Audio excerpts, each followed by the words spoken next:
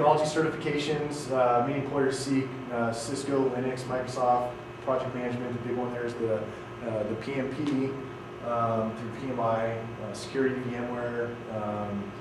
There's several quality certifications, whether you're a tester, or an engineer, or an analyst. So we look for those. Now we could spend a lot of time on this slide. I read on LinkedIn probably a couple weeks ago, it said 70% of people that are let go for reasons other than their technical skills, other than what they're there to do. Hired for skills, fired for behavior. Exactly. So, how do we do that? How do we be this person? A good corporate citizen. How do you do that? You have to be more than the person that's going to code or the person that's going to be the quality. You have to align yourself to the business goals. You have to practice your written and verbal skills. Ability to work under pressure, leadership, customer service mindset. All those things are things that are going to make you kind of the person that they can't let go of. 70% of people are let go for reasons other than what they're hired to do. That's amazing. So people aren't going to work. When people get there, they're not motivated.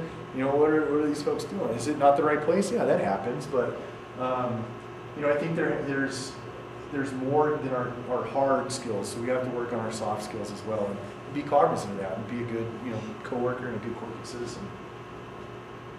Do you guys see this too? Yeah, it's You generally get fired for doing your job. You guys are different, all right? Here's some salary trends that I have up here. We're going to see a 5.6% raise in 2014 in these particular in-demand skills. Business intelligence, mobile apps, software. And once again, these numbers, so there's obviously a variance. This is going to be a national average.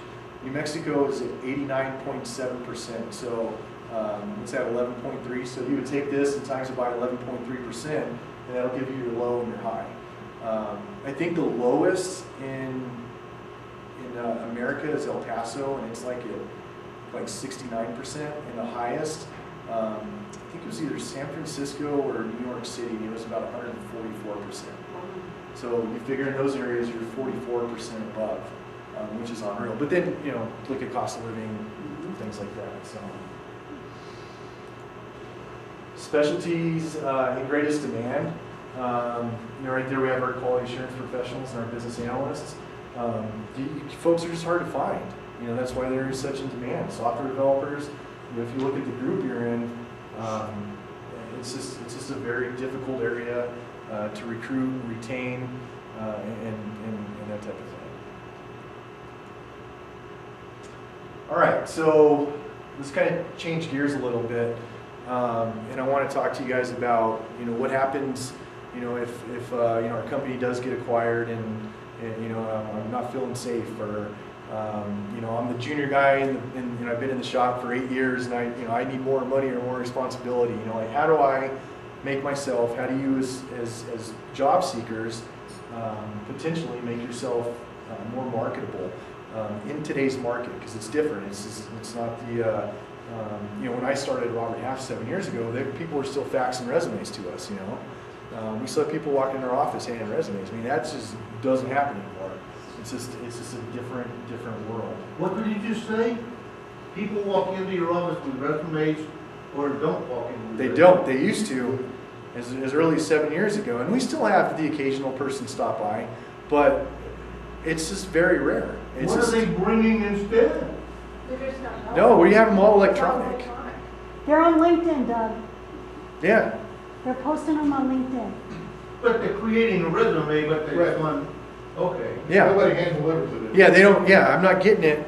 from the person stopping at every other office in the building and dropping it off and hoping to get an interview. It just doesn't happen that way. It's more professional networking. There's other ways that people are getting jobs. So the first thing that that I think, and this is obviously all debatable, and everybody can have a different approach, but this is what I think works. You have to have a mission. You have to have, kind of a target. You have to figure out what your mission statement is, who you are as a person, how do you want to market yourself, what are your best skills and qualities, what are the most important things that you want to get across to a hiring manager. If you have, and this is the best example I can think of, you hop in the elevator with Warren Buffett, and he's going to the 6th floor, what are you going to tell that guy? What you got? He looks at you like, hey, what's your story? What are you going to say? Like, just here on a ride? I mean, you should have that practice. You should have your 30-second commercial down. You should know who you are, what you want to do, and what your skills are. And We've been preaching that elevator speech for years here. Absolutely. I mean, you should have it. You got to have it. You got to know who you are. What do you do? Where do you work? Hi, I'm on my way to interview with Robert F. And I'm looking for a managerial job in the technical industry. Yeah. There you go. Yeah. It's up to the other person in the elevator to ask a question if they're interested. Sure. Yeah. Yeah, but you have to. I mean, a lot of people. I interview 3 or 4 people a day, and I the first thing I ask them, tell me about yourself. Oh, my resume. I'm like, there are so just talk to me. sources of training for that. Yeah.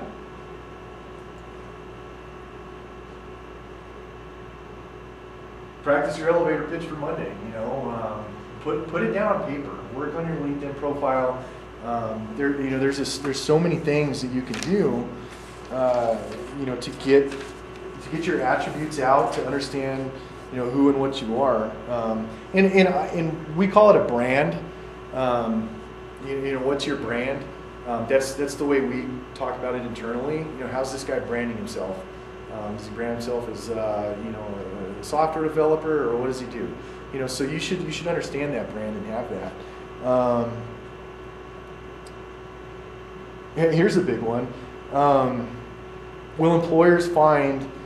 So we have a resume, right? Here you go. You send your resume to Tricor Reference Laboratories, right? And the first thing the manager is going to do, if he's pretty savvy, is what? What would you do the first thing you got someone's resume? You want to know what I do? I want to look at the first paragraph. Well, I go to LinkedIn. I go directly to LinkedIn, and then I see, does this guy's online profile, does it matches what he's looking for? Google him, see where he comes up on Google. We'll talk about some of that stuff.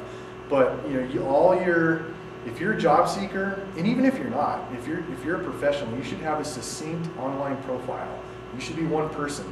You shouldn't be a quality person on your resume and then branding yourself as martial artist on your LinkedIn profile or whatever. You know what I'm saying? I mean, you should have a succinct message that you're trying to send to employers. A lot of people ask me, is it okay to put my hobbies on there? Is it okay that, if I'm interested in Absolutely, you're a person.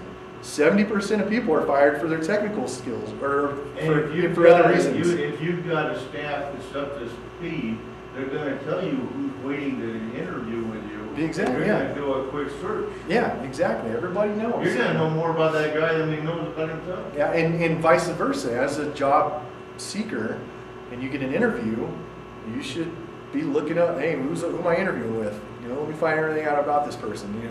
A little reverse private eye type stuff. And it's amazing what you can find out online, and it's duly important that you know what your online profile is like, that it's succinct. It's all about strategy. You have to have a strategy with it. All right, the social media thing, right? Everybody's doing it, not doing it, who knows? Like I was kind of a late bloomer, I think, especially on Twitter.